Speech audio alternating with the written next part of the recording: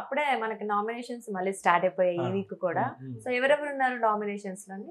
అంటే ఈ వారం నామినేషన్స్ ఏంటంటే ఎవరెవరెవరని చెప్పేసి ప్రతి వారం కూడా నామినేషన్ పెద్దగా ఎందుకనంటే ఈ వారం జరిగిన ఎలిమినేషన్ బట్టి ఆ హీట్ మూమెంట్ని బట్టి నెక్స్ట్ నామినేషన్ ఎవరైతారు అని చెప్పేసి ఆసక్తిగా ఉంటుంది. ఎందుకంటే లాస్ట్ వీక్ మంచి హీట్గా జరిగింది కాబట్టి 50 నవీన్ ఇష్యూ తోటి అందరూ కూడా ఈ నామినేషన్స్ ఎలిమినేషన్స్ వీటి గురించి ఎక్కువ మాట్లాడుకున్నారు. అయితే ఈ మూడో వారం వరుసగా ఫస్ట్ వీక్లోనేమో అంటే ఎవరు ఎలిమినేట్ అవుతారు అని ఊహించిన దానికి వ్యతిరేకంగా జరుగుతుంది. ఏదంటే వీళ్ళు పోతారని అనుకుంటారు, వాళ్ళు ఉంటున్నారు.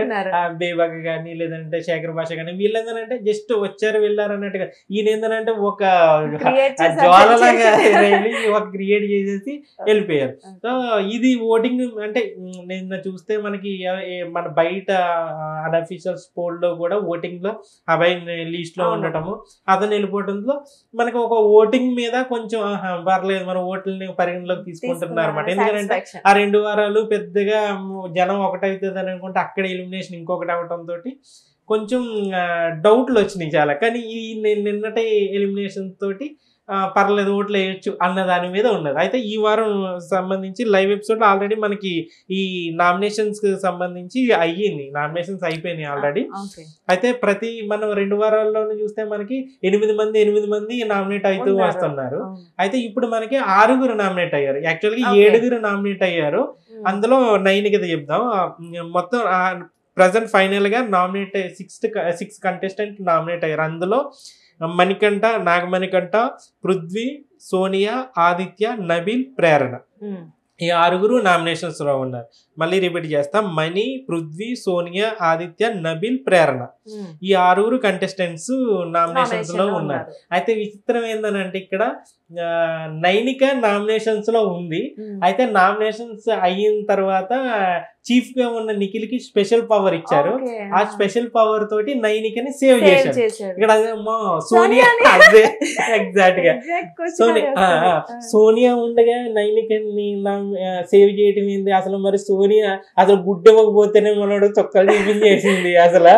అంటే ముందే ఇలా జరగవచ్చేమో, ఈయన దగ్గర గుడ్డు ఉన్నది కాబట్టి మనం ఈ అలకపోన్ పెక్కితే మన దగ్గరికి ఆటోమేటిక్ గా వస్తాడు, వచ్చిన తర్వాత మనకి ఎలాగా గుడ్డు ఇస్తాడని చెప్పేసి ఒక ప్లాన్ ప్రకారమే ఆమె క్లోజ్ గా ఉండడం. మళ్ళీ ఇప్పుడు అక్కడ క్లియర్ గా ఇప్పుడు నిఖిల్ దగ్గర ఎగ్ ఉన్నది అని అంటే ఖచ్చితంగా దానికి సోనియాకి తప్ప ఎవరికి ఇస్తారని చెప్పి అందరికి హౌస్ లో ఉన్న వాళ్ళందరికీ తెలుసు. ఈవెన్ నిఖిల్ కూడా తెలుసు, అరే నేను సోనియాకి తప్ప ఎవరు అనుకుంటారు అని, ఎవరికి ఎవరైనా అనుకుంటారు అలా అని. చివరికి అతనే ఇచ్చాడు. కాకపోతే అది సరిగా వర్కౌట్, ఆమెకి సరిగా యూజ్ అవ్వలేదు. అదొక రకంగా ఆమెకు కూడా మంచిది. ఒకవేళ నిజంగా ఇచ్చిన తర్వాత చీఫ్ అయిందని అనుకో, చీఫ్ ఇచ్చిన వాళ్ళే కదా మొత్తం లీస్ట్ లో పడిపోతా ఉన్నారు. చీఫ్ అవ్వడం వల్ల యూజ్ ఏందని దానికంటే కూడా ఎక్కువ హౌస్ లో మళ్ళీ గొడవలు ఇదంతా అయితే. పైగా ఈమె లాంటి సోనియా లాంటి కంటెస్టెంట్ చీఫ్ అయిందని అంటే ఆటోమేటిక్ గా అందరూ కూడా ఈమెని తిట్టుకోవటము లేదంటే గొడవలు ఇవన్నీ ఎక్కువ ఉంటాయి. కాబట్టి సరే అది ఎగ్గది అలా బెడిసికొట్టింది అది. అయితే ఇప్పుడు ఆమె ఉండగా సోనియా ఉండగా నైనికాకి ఎక్కువ ఎందుకు ఇచ్చాడు అనే క్వశ్చన్ ఇక్కడ రావచ్చు. కానీ ఇక్కడ ఏంటంటే మన నిఖిల్ చాలా మైండ్ గేమ్ ఆడుతున్నాడు అనడానికి ఇక్కడ ఒక క్లియర్ ఎగ్జాంపుల్. ఆమెకేమో గుడ్ ఇచ్చాడు, తర్వాత నిన్నేమో రెడ్ హార్ట్ ఏమో పృథ్వీకి ఇచ్చాడు. యాక్చువల్ గా ఇయ్యాలి అని అనుకుంటే ఆమెకి ఇవ్వచ్చు, ఆల్రెడీ ఇచ్చాడు కాబట్టి క్లియర్ గా వాళ్ళకి తెలుసు వీళ్ళిద్దరు హౌస్ లో చాలా క్లోజ్ అని చెప్పేసి. పృథ్వీ నాకెందుకు ఇయ్యలేదు అనే క్వశ్చన్ రాకుండా నిన్న హార్ట్ ఇచ్చాడు, బ్రేక్ చేశాడు, అక్కడ బ్యాలెన్స్ చేసేసాడు. నిన్న నాగార్జున అడిగిన దాన్ని బట్టి చూస్తే హౌస్ లో ఎవరు బాగా ఆడారు అని అన్నప్పుడు సీత బాగా ఆడింది, మిగతా వాళ్ళు అందరూ కూడా బాగా ఆడారు అని సోనియా పేరు చెప్పలేదు. కానీ ఇక్కడ సీతకి ఇవ్వాలి అని అనుకుంటే ఆమె ఇప్పుడు నామినేషన్స్ లో ఒకవేళ సీత ఉంటే ఆమెని సేవ్ చేసేవాడు. ఎందుకంటే ఆమె అక్కడ మాట పడాల్సి వచ్చింది. అక్కడ వాళ్ళందరూ బాగా ఆడారు అని అన్నప్పుడు సీత బాగా ఆడిందని నువ్వు సీతకి ఇవ్వడం అనేసి అతనికి ఎందుకు ఇచ్చావు, సోనియాకి ఎందుకు ఇచ్చావు అని చెప్పేసి ఒకవేళ ఆమె ఉంటే ఆమెకి ఇచ్చే. కానీ ఇక్కడ నైనిక ఉంది నామినేషన్ లో, సో ఈమెను బ్యాలెన్స్ చేసాడు. ఆ ముగ్గురిని కూడా ఇక్కడ తోటి బ్యాలెన్స్ చేసేసాడు అనమాట. ఇప్పుడు మనకి అతను ఎలాగ మైండ్ గేమ్ ఆడదు, మెచ్యూర్డ్ గా ఎలా బిహేవ్ చేస్తున్నాడు, ఎలా చేస్తున్నాడు. అక్కడ నాగార్జున ఏం మాట్లాడుతున్నారు, హౌస్ లో ఏం మాట్లాడుకుంటున్నారు, సోనియాతో నా ర్యాపో గురించి ఎలా మాట్లాడుకుంటున్నారు, ఆ వీకెండ్ లో జరిగిందని ప్రతిదీ కూడా అబ్జర్వ్ చేస్తున్నాడు క్లియర్ గా. అబ్జర్వ్ చేసి ఇది వన్ సైడ్ వెళ్ళిపోతుంది అన్నమాట, గేమ్ ఇలా వెళ్ళిపోతుంది అని అనుకుంటారు. కాబట్టి అతను చాలా ప్లాన్డ్ గానే గేమ్ ఆడుతున్నాడు. ఇప్పుడు నైనిక కూడా సోనియాని పక్కన పెట్టి ఇచ్చాడని అంటే చాలా ఆయన మాస్టర్ మైండ్ గేమ్ ప్లే చేస్తున్నాడు అనేది అర్థం చేసుకోవచ్చు. మరి ఇప్పుడు ఈ ఆరుగురులో అసలు డేంజర్ జోన్ లో ఎవరున్నారు? ప్రతి వీక్ మనం అనుకుంటూ ఉంటాం కదా లీస్ట్ ఓట్లు వీళ్ళకి పడొచ్చు అని. ఎవరికి పడొచ్చు అంటారు తక్కువ ఓట్స్? అదే యాక్చువల్ గా మనం ఇప్పుడు ఓటింగ్ ఈ రోజు స్టార్ట్ అవుతాయి కాబట్టి, నామినేషన్స్ అయిన తర్వాత స్టార్ట్ అవుతాయి కాబట్టి గేమ్ ని బట్టి మారిపోతుంది అనేది క్లియర్ గా మనకు తెలుస్తుంది. యాక్చువల్ గా అభయ్ నవీన్ కూడా లాస్ట్ వీక్ మరీ పైన లేకపోయినా 5th 6th పృథ్వీ లిస్ట్ లో కనిపించారు మనకి. కానీ ఇప్పుడు మనకి అసలు గేమ్ కూడా స్టార్ట్ కాలేదు. కానీ ముందు వారం జరిగిన దాన్ని బట్టి ఇప్పుడు మనకి ఎవరు ఉండొచ్చు ఎవరు వెళ్ళొచ్చు అనే దాన్ని బట్టి ఉంటుంది. నాకు తెలిసి ప్రేరణ అంటే ఆమె లాస్ట్ టాస్క్ లో కానీ, ఆమె పర్ఫార్మెన్స్ లో కానీ, ఆమెకి ఇచ్చిన స్క్రీన్ స్పేస్ విషయంలో కానీ, ఆమె నిన్న ఆటలో కూడా చాలా ఫన్నీగా అనిపించింది. బాగా పడదబెట్టి అన్ని చూస్తుంటే చాలా ఫన్నీగా అనిపడుతుంది. ఏదో మాట్లాడాలని అంటే అది మాట్లాడుతుంది. అక్కడ ఆమె వరకు మంచిగా, పైగా తనకి కొంత ఫ్యాన్ బేస్ కూడా ఉన్నది కాబట్టి ఆమెకు పెద్దగా అయితే మరీ ఏదన్నా మిస్టేక్స్ మన అభయ్ నవీన్ లాగా భారీ మిస్టేక్స్ ఏదన్నా చేస్తే గనక ఆమె ఏదన్నా లీస్ట్ లో పడిపోయి ఎలిమినేషన్ వరకు రావచ్చేమో గానీ ప్రజెంట్ అయితే అసలు ఛాన్స్ అయితే లేదు. రష్మిక మందనకి కొంచెం క్లోజ్ ఫ్రెండ్ కాబట్టి అటు ఫ్యాన్స్ కూడా ఉండొచ్చు, అది కూడా ఉండొచ్చు. కన్నడ ఫ్యాన్స్ కూడా ఉంటారు, సీరియల్ చూసి వాళ్ళు కూడా ఉంటుంటారు. కాబట్టి ఆమె అయితే కొంచెం సేఫ్ అయ్యే ఒక సేఫ్ జోన్ లోనే ఉన్నది. తర్వాత నబీల్ గేమ్ అలా ఉండేది, ఇప్పుడు పెరిగింది. ఎందుకంటే అతను ఉన్నాడో లేదో తెలియదు. అంటే నిన్న ఎపిసోడ్ లో అసలు కనిపించలేదు. కానీ నబీల్ అసలు లాస్ట్ లో ఏదో 2-3 సందర్భాల్లో సాంగ్ వచ్చినప్పుడు అసలు సాటర్డే ఎపిసోడ్ లో అయితే అసలు నబీల్ గురించి ప్రస్తావన కానీ లేదనంటే ఈ 2 ఎపిసోడ్ లో వీకెండ్ ఎపిసోడ్ లో అసలు నబీల్ కి స్కోపే లేదు. కానీ ముందు సంచాలకగా చేయడం కానీ, అసలు మొన్న నామినేషన్స్ అప్పుడు కానీ ప్రేరణతోటి డిస్కషన్ జరిగినలో కానీ అతను నబీలో అమ్మో ఇతను ఇంత హైట్ గా మాట్లాడతాడు. ఇప్పుడు ప్రోమో చూస్తే అసలు మామూలుగా లేదు. అసలు ఇచ్చి అయితే తన వరకు వచ్చినప్పుడు తను ఖచ్చితంగా ఇచ్చి పడేస్తుంటాడు. చాలా మంది కూడా ఇది కూడా అబ్జర్వ్ చేస్తుంటారు.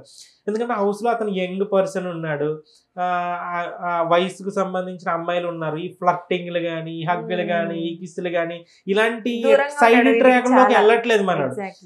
నబీల్ మొన్నటి నామినేషన్ లో కూడా తన వాయిస్ మన ప్రోమోలో గనక చూస్తుంటే అసలు వాళ్ళిద్దరి మధ్యన ఒక ఫైర్, అంటే తన వరకు వచ్చినప్పుడు తన వాయిస్ వినిపిస్తున్నాడు, తనకు అక్కర్లేని విషయాల్లో తను ఇన్వాల్వ్ కావట్లేదు. ఇవన్నీ కూడా కౌంట్ అవుతుండట జనం. ఇతను తన పని తను చేసుకుని పోతున్నాడు. సంచాలక ఉన్నప్పుడు కూడా తను వీళ్ళకి మిస్టేక్ చేసినట్టుగా అయితే కనిపించలేదు. సో ఇవన్నీ కూడా అతనికి ప్లస్ అయ్యే అవకాశం ఉంటది. కాబట్టి ఇతను కూడా మరీ ఎలిమినేట్ అయిపోయి ఆ రిస్క్, పైకి ఇతను నామినేషన్ లోకి ఇప్పుడు వచ్చాడు కాబట్టి అతను ఎలిమినేట్ అయిపోయే ఛాన్స్ కూడా తక్కువ ఉంటుంటది. అంటే స్ట్రాంగ్ అని ప్రూవ్ చూసుకున్నాడు కాబట్టి అతని గేమ్ పెరుగుతూ ఉన్నది కాబట్టి, పైగా అతను చేసిన మిస్టేక్స్ ఏమి ఇతను ఇలా చేస్తున్నాడు ఏంది, ఇతను అలా చేస్తున్నాడు ఏంటి అన్నట్టుగా కాకుండా తన ఆట తను ఆడుకుంటున్నాడు, స్ట్రాంగ్ గా మారుతూ ఉన్నాడు. కాబట్టి అలాంటి టైంలో ఇంకా అతనికి ఓటింగ్ శాతం పెరిగే అవకాశం ఉంటది కానీ తగ్గే అవకాశం అయితే ఉండదు.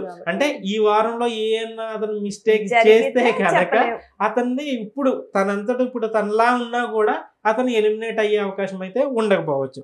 నెక్స్ట్ వచ్చేసి పృథ్వీ మనకి గేమ్ మొత్తం కూడా ఇప్పుడు అతని మీద నడుస్తుంది. పైగా నిన్న ఎపిసోడ్ తో మనకి క్లియర్ అయ్యింది. మనకి అక్కడ ఒక ట్రయాంగిల్ లవ్ స్టోరీ వేసాడు బిగ్ బాస్ ఒక ట్రాక్. నాగార్జున మళ్ళీ వీకెండ్ లో వచ్చేసి నువ్వురా, నువ్వు అటు పక్కన ఉండు, నువ్వు చిన్నదో వైపు పెద్దదో వైపు పాటలాడు, డాన్సులు, ఈ కథ అంతా నడిపించాలి. అది కాకుండా మళ్ళీ వీళ్ళిద్దరి మధ్యన ఏదన్నా అంటే ఇప్పుడు ఒక క్లోజ్ అని అంటే మనకి ఆట ఎక్కడ అంత ఇంట్రెస్టింగ్ గా మారుతుంది అని అంటే, ఒకవేళ వీళ్ళ ముగ్గురు మధ్యన ఒక ట్రాక్ నడుస్తుంది కాబట్టి వాళ్ళు ఒకరినొకరు నామినేట్ చేసుకోవటమో, లేదంటే ఒకరినొకరు తిట్టుకోవటమో, లేదంటే ఆమె తిట్టిందని చెప్పేసి మనోడు వచ్చి ఈమెతో ఉండటమో, ఇవన్నీ జరిగినప్పుడు అమ్మో వీళ్ళు ఇలాగనంటే ఒక కంటెంట్ అయితే వస్తుంటారు. పైగా ఇతను ఏంటంటే పృథ్వీ నామినేషన్స్ కి వెళ్ళి వస్తున్నాడు, వరుసగా నామినేట్ అవుతున్నాడు, సేవ్ అవుతూ వస్తున్నాడు. పైగా అతనికి ఏంటంటే మెయిన్ ఏంటంటే పృథ్వీని ఎక్కువ అమ్మాయిల ఓట్లు ఎక్కువ పడుతున్నాయి అతనికి. ఎందుకంటే సీరియల్ రియల్ ఫ్యాన్స్ చూడటానికి కూడా బాగుండటం ఒకటి, అతని గేమ్ ఎక్కువ ఆ లేడీ ఫ్యాన్స్ ని ఎక్కువ అట్రాక్ట్ చేస్తుంది కాబట్టి అతను సేవ్ అయితే వస్తున్నాడు. ఎందుకంటే 3 వారాలు అతను నామినేషన్స్ కి వెళ్ళి లీస్ట్ లో ఉండి మళ్ళీ సేవ్ అయ్యి వస్తున్నాడు అని అంటే అతను ఖచ్చితంగా ఈ వారం కూడా అతను సేవ్ అయ్యే అవకాశమే ఎక్కువ కనపడుతుంది. ఎందుకంటే అతను ఫిజికల్ అంటే పర్సనాలిటీ ఇక్కడ అతను ఫిజికల్ అటాక్ అయ్యి ఒకరిని ఇలా ఒకరి మీద పై చేసి సాధించడానికి గేమ్ పరంగా అతను ఒకరిని హట్ చేస్తున్నాడేమో తప్పితే ఒకరి మాటల ద్వారానో లేదంటే ఒక ప్రవర్తన ద్వారానో ఇంకో వేరే విధంగా ఆయన ఏమి చేయట్లేదు. కాబట్టి ఈవెన్ ఒకవేళ అతనికి స్కోప్ ఉన్నా కూడా హక్ చేసుకోవడానికి కానీ లేదంటే ఉన్నా కూడా అవి చిన్న చిన్నవే కాబట్టి వాటిని కూడా అతను గేమ్ని ఎఫెక్ట్ చేసి మరీ అంత లోలోకి, ఎందుకంటే లోలో నుంచే అతను మళ్ళీ పైకి వస్తున్నాడు. ఇప్పుడు మళ్ళీ ఈ వారం లోలోకి వెళ్ళిపోతున్నాడు అంటే గేమ్ లో ఏదన్నా మిస్టేక్ చేస్తే తప్ప అతను ఎలిమినేట్ అయ్యే ఛాన్స్ చాలా తక్కువ ఉంది. అలా చూస్తే మనకి ప్రేరణ సేవ్ అవ్వచ్చు, నబీల్ సేవ్ అవ్వచ్చు, పృథ్వీ అన్నాడు. ఇక మణికంఠ విషయంలో నిన్న అన్ని జాగ్రత్తలు చెప్పి మొత్తం నువ్వు ఎలా ఉండాలి ఏదో నాగార్జున నిన్న మొత్తం ఆయన ఫుల్ కోచింగ్ ఇచ్చి పంపించినట్టు ఉన్నారు. కోచింగ్ ఇవ్వక ముందే అతనికి ఓటింగ్ దాంట్లో సెకండ్ పొజిషన్ లో ఉంటున్నాడు. మొదటి నుంచి కూడా అతను ఓటింగ్ లో సెకండ్ పొజిషన్ లోనే ఉంటున్నాడు.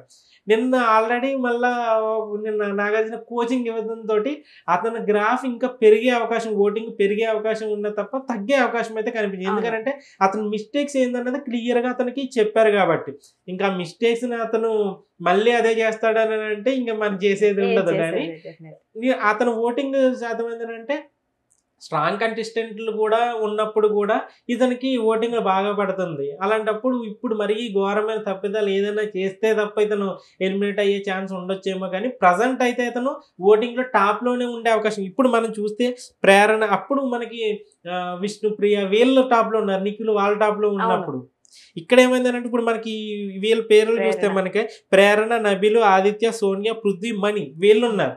ఓటింగ్ లో నాకు తెలిసి ఇప్పుడు మనీ టాప్ లోకి రావచ్చు, లేదంటే ప్రేరణ లేదా వీళ్ళకంటే కూడా ఇతను ఆల్రెడీ వరుసగా నామినేషన్ లోకి ఉండి సెకండ్ పొజిషన్ లో ఉంటున్నాడు. కాబట్టి మనీ ఇప్పుడు ఈ వారంలో టాప్ లోకి వెళ్ళొచ్చు ఓటింగ్ ప్రకారం చూసి. ఎందుకంటే అక్కడ విష్ణుప్రియ ఉన్నప్పుడే ఇతను టాప్ లోకి వెళ్ళాడు కొన్ని అన్అఫీషియల్ పోల్స్ లో.